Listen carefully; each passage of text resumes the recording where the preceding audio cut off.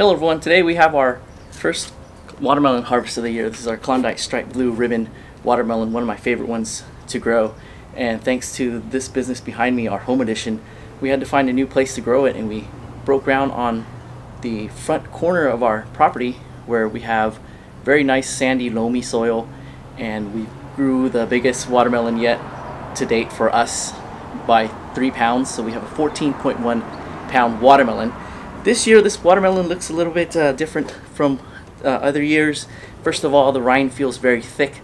We're actually after a thinner rind. This watermelon also has ridges like a pumpkin, and it's very interesting. As far as it being ready, it looks like it's ready. All the good signs are there. The creamy yellow bottom. Some of the scarring, while it looks like a bad thing, it's usually a good sign of good pollination. So let's go ahead and cut into it and see how ready it is. This is a good watermelon to grow here in Southern California, and one that's really tasty. It's got really good watermelon qualities like crispness, juiciness, and watermelon flavor. So right off the bat, it feels very thick. This thing's not cracking and splitting in half as we put the knife in there like usual. And wow, look at the color. It's a nice red color for a watermelon, and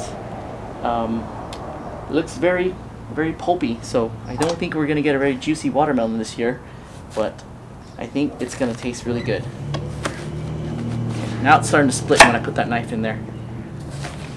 Let's get ourselves a good wedge of watermelon to have.